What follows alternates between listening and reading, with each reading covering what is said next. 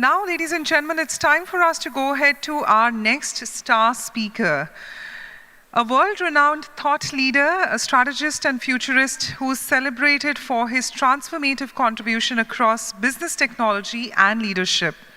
Known as the modern-day Renaissance man for his multidisciplinary expertise, he's somebody who has advised heads of businesses, multinationals and governments in nearly 30 countries over 4 decades. A former partner at Mckinsey and Company and the founder of his global firm, Partha Ghosh and Associates, he's a mentor to startup founders and CEOs worldwide. Let's now warmly welcome none other than Partha Ghosh. I was about to say good morning, but good afternoon. We have not been able to honor the timing part of the conference as well. Dr. Mashalkar, you were talking about the per capita IQ of this room. Unfortunately, much of it has moved outside. So may I request that someone makes an effort to get them back to this room. The only reason, not because I am talking, but in honor of the people in the podium, in the honor of the people in this room, and most importantly, in honor of the purpose of this conference. The purposes of the conference, the way I see it, is to lay out an agenda for the country, for the world. In the process, we can make a difference. In the process, we earn a stature which the world could look up to. And that's not going to be easy, because having been to many conferences around the world, I do notice there's a lot of humility, a lot of desire to learn, a lot of desire to think of out of the box. I love the word that was used by Dr. Mashalkar, not the best, but the next. That would be one of the theme of my presentation. Now, being the last speaker, it is an advantage because I've learned a lot what the previous speakers had to speak. It is a little bit of a disadvantage because many of the things which I wanted to say has been said. But on the other side, it is a good challenge because it allows me to build on what I have learned to create some thoughts of the future. Now, ladies and gentlemen, esteemed guests, fellow IITians, I think it is a very special privilege for all of us, whether we are sitting on the dais or being here, to think of the future in the new terms. And particularly when we talk about technology, we have to understand the context, because technology is contextual. When you think of Thomas Edison, he didn't finish high school, but he gave the world the electricity, the telecommunication, and the beginnings of all of technologies. It didn't come out of MIT. It didn't come out of Princeton. It didn't come out of Stanford. They all existed, not Cambridge, not Harvard, but from an individual who just about did not complete high school. Now that's the message, that how do we create an environment where the people who are the weakest segments of society have the courage, the vision, the confidence to make a difference. And that's where I think we together have to create that environment. Now, and when I look at the world, and fortunately because of my work, I do get a chance to understand the world a lot. And what I'm noticing, that we are really at a cusp, and I really mean at a cusp of a tectonic transformative shift, both in the global economic, geopolitical, business landscape. And we have to understand that. So any attempt, and that's why I agree with the word best versus next, to connect with the past, which has been best, is irrelevant in the future. That's point number one we have to keep in mind. We have to realize the development approach that we have taken is always with the nature. That's why we are talking about climate change. That's why we're talking about the economic disparity. So I would like to say, to navigate into the future, we have to look at the 21st century with a fundamentally different lens, with a mindset, with a thought process, which cannot be extension of the past into the future, but fundamentally something new.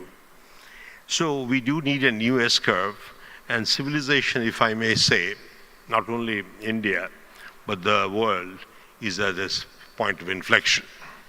So it is my hope, with all the efforts that the organizers have put together. All of you have come from different parts of the world.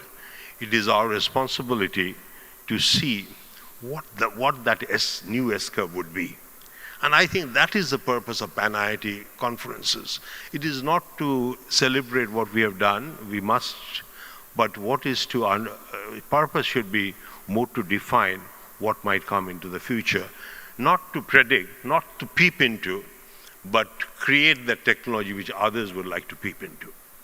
And I think that possibility is there, because if I look at the development of India over the last 77 years since independence, I think we have achieved 5 things which we should recognize.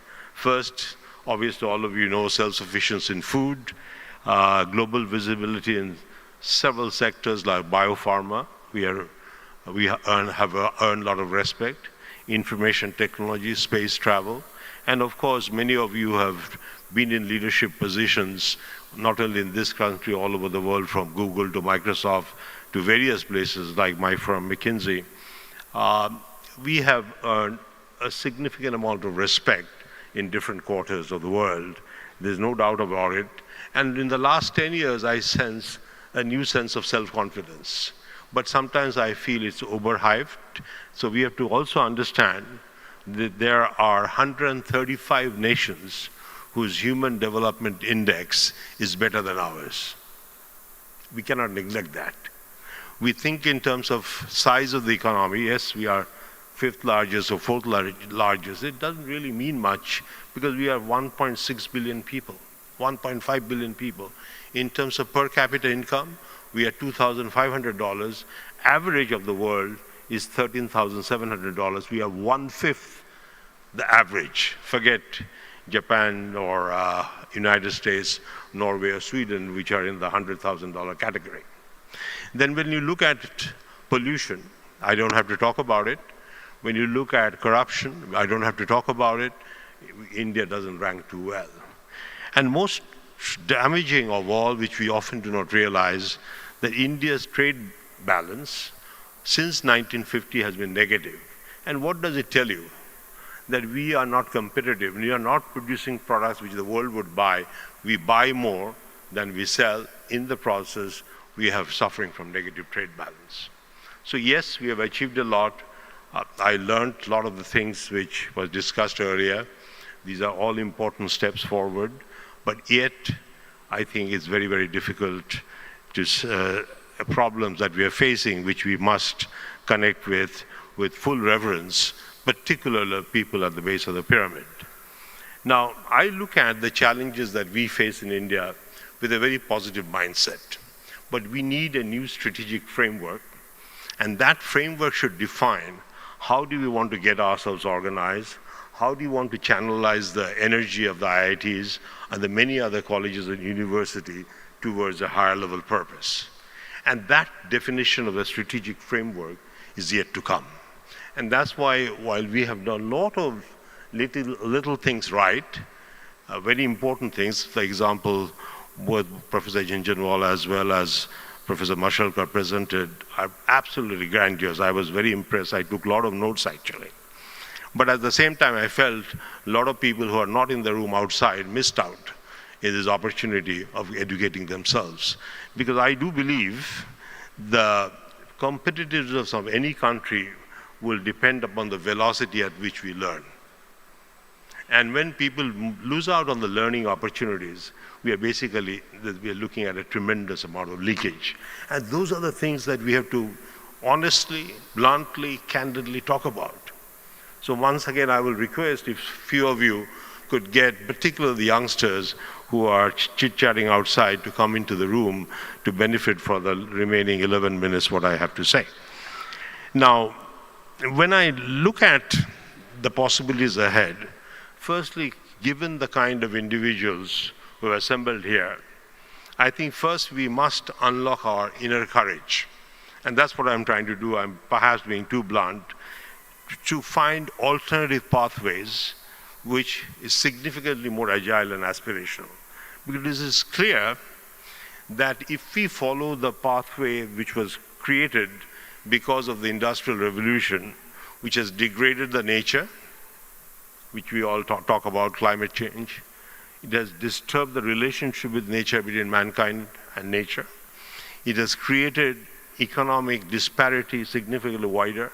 There's significantly more angry people I see in the United States, I see in the United Kingdom, even in a place like Japan. And the third, the human migration that is occurring because of climate change again. So obviously, any reference to the past and thinking of the past model and feeling good that we have more modern cities will not do. When I was listening to His Excellency from Dubai, you know, the village of Dubai following the lights of Marine Drive, I was thinking, if we want to create in India, could we create million villages which are centers of excellence and move towards a de-urbanized world? That should be the spirit, and that's the kind of thinking that should come out of places like such conferences. We need to think out of the box, because we have to think whether we want to follow the past path, which the world is trying to reject, or do we want to create a new path which the world would like to emulate. And obviously I would like to choose the second one, and all of you like to choose the second one, that people would emulate, and that goes back to the best versus the next. So there is one common theme, best versus the next. That should be the next part of what I will discuss, that we should discuss. Now, when I think of India, I think we have three strategic advantages, which we do not talk about. One I call the time zone advantage, and I'll explain what I mean. The second I would call the diversity advantage. And the third, which I will call the Vedic advantage, Vedic philosophy advantage. Let me start with the time zone advantage. In many ways, being poor, the 70 to 75% of the population of this country is really untouched by the industrial models which developed in the 17th, 18th, 19th, 20th century. I recently visited a lot of villages in Maharashtra, in Punjab, in Bengal, and in UP near Benares, and I could see a common person's life has not really changed. They're still taking the water out of the tubal or, from the rivers or the ponds, and basically leading a similar life. Now, if 70% of people are disconnected with the Industrial Revolution and the models that developed, it's a great opportunity for India to celebrate the lives of those 70%, create technologies which will serve that 70%. In the process, we would perhaps be able to create new models which the world would like to connect with. Because after all, there are about 3.5 billion people who are close to $2 per day life. Now, if we can create the products, and I was so glad some of the examples discussed earlier is focused on that. So that's the first, which I will call time zone advantage. So I'm not looking at being poor, being in the village as a disadvantage, being in the villages and helping the rural society to become the centers of excellence as a positive. The second one I would call is the diversity advantage. Now, India is a country, as you know, with 1,620 languages, about 1 million dialects, but the biggest advantage is the diversity of culture, languages, festivals, the performing arts, songs. Now, how to package it and help people to connect with the ecosystem and be very proud about it, so that we could create a series of, I would call, economic ferments based on the local ecosystem. Now, I was in Kerala, in Kottakkal, and I was very impressed with the Ayurvedic culture that has developed in Kottakkal. People are coming from all over the world to get the Ayurvedic treatment, but the people are extremely proud that this is the Kerala's, and that to Kottakkal's culture, and how they are connecting with that culture to create global products. Now think of, if we can do that from almost all the districts of India. We have to study the districts, find what's the unique aspects of that ecosystem, and that's how we could kind of mobilize the technologies to create new products, new services all over the world. And that's one of the unique advantages we have.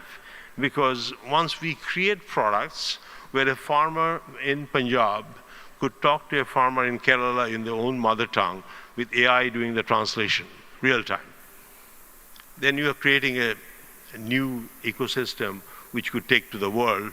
So between Ukraine and Turkey and Kazakhstan, you create communication for the people at the base of the pyramid. Now, people like us go to Davos and have beautiful conferences, but that is not changing the world. We have Davos meetings for the last 30 years, but has the world changed? Even I was in Davos in 2007, no one could see the 2008 economic crisis is coming. The best minds were there. We kind of scratch each other's back and we go away. We do not want the pan-IIT to be something similar. So there is an opportunity there, which is what I will call the diversity advantage. Now, the third advantage I talked about is the Vedic advantage.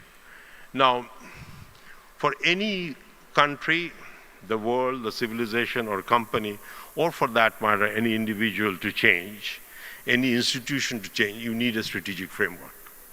A framework within which you could create initiatives which the world would celebrate.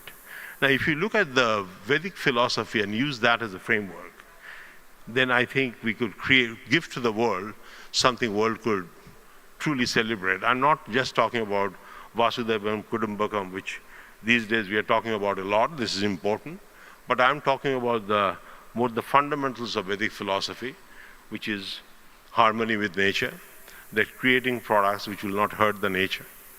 It talks about service as a fundamental way to celebrate humanity, creating new kinds of services which India could create and take it to the world. Like one area I think will develop quite a lot is the spiritual services. Now, if you look at over the last 300 years, the first set of services through the steam engine and the internal combustion engine was productivity of the muscles. Then came with the IT, the productivity of the mind and the entertainment of the mind. But the next mission could very well be how to serve the spiritual vector of humanity. So these are the opportunities. So if we look at now technologies, which we were talking about earlier, we were talking about drone, we are talking about quantum computing, we are talking about artificial intelligence, I can add on gene spicing. If you now take these technologies and put it in this framework, the three deltas being time zone advantage, diversity advantage and Vedic advantage, and then start tailoring the technologies to solve our own problems. Like I was in Jalgaon in Maharashtra. I was very, very pleased to see what Jain irrigation system, how many of you are familiar with. I brought it along, and there they have created a system where I could see how beautiful a village could look. I could see the latest technologies at work without disturbing the original village life. So there are things happening. But I was talking to Mr. Jain that how do we now take it to the world? Take it to the country first, spread it across Maharashtra, then the whole India, and then take it to the world, where the farmers, because after all, 60% of the people in the world live in the rural community. It could become a major product to deliver to the world. So these are happening.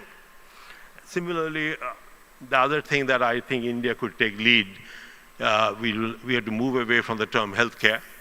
I call it human care engineering, which is healthcare sounds like when people get sick, you take care of health. But human care to me, how to create an ecosystem of lifestyle, from diet to exercise to yoga, and of course, treatment when someone gets sick, but create it for each and every culture. Because the woman in Mizoram, his or her, the person who stays there, the support of human care that he or she needs would be very different from someone in Kashmir, because the ecosystem are different. Could we develop highly segmented human care system, and once we master the art, think of what India could give to the world? That is the second. The third idea that I have, as you know, 70% of India, I'm a bit surprised that it did not come out very clear so far, has a risk of not having enough water. water is going to be a crisis. Could India develop a water management system for each village so that from drip irrigation, so that sometimes we are putting too much water in the plants. Like rice, you do not really need a lot of water, but somehow in Bengal there's a feeling, keep the rice field flooded. But actually when you do drip irrigation, rice could grow faster and perhaps be more productive. So the challenge there is how do we bring micro soil management, micro water management, precision engineering techniques in each and every village of India. And obviously what the treatment in Bihar would be different from the treatment in Gujarat. So there again, we have to take a very microscopic approach. And the last point I have, which is what I call creating the gold, aqua, and green ecology. You know, we forget sometimes how lucky we are in India. And there's a reason the ancient civilization developed in this country. You know, if you look at Taxila and Nalanda, it's largely because the ecosystem of the region, the rivers, the sunshine, the green, the soil, and that is still there. But somehow we have to learn to bring, by gold I mean sun, by green I mean the plantations, and by aqua I mean water. Now if you take a holistic approach of managing the three, and then bring artificial intelligence and ancient intelligence and merge the two. Ancient intelligence, the intelligence that got developed over the last 5,000 years, we cannot lose that. And artificial intelligence coming together, that would lead to what I would call awakened intelligence, the AI. So AI leading up to a new concept of living, which I am calling cellularism, because also worldwide in the economic meetings that I go, people are questioning. So socialism did not work with the collapse of Soviet Union. Capitalism, people say, has created a lot of disparity. So I have created a concept which I call cellularism, and India could very well be the mother of the cellularism. You know, why do we have to take isms and democracies from other? Let's develop our own systems and let the world adopt. So cellular is very simple. Each cell is a biological cell. Each village is a cell of economic activity. And let them network. It's possible because of networking technology that are available. And each becomes the centers of excellence. Each will have products, will shine in different parts of the world. There are examples. There's a place called Imari in Japan, which makes porcelains. It's celebrated all over the world, small village. But I was amazed to see that how the villagers have proudly retained the culture, and they produce products which go all over the world. So with that, I would like to present to the organizers 2 books on your behalf, because they've done a wonderful job. So Mr. Bhattacharya, let me give you 2 books. One I'm calling India Towards 100, a call for reset. It basically supports what I've discussed. The other one, which we are doing at the Academy of Leadership, and we have just published the book we call East Meets the West, Dialogues on Enlightened Leadership. People like Amitabh Kant, Major General Khurana, Gopalakrishnan, and Ravikant has honored the book with their thoughts, and it is coming out of Academy of Leadership. The reason I consider this too important, this lays out the path towards the future. This talks about what kind of leadership we need to ensure that we could pursue the path. So with that, I'd like to thank you very much for giving me this opportunity.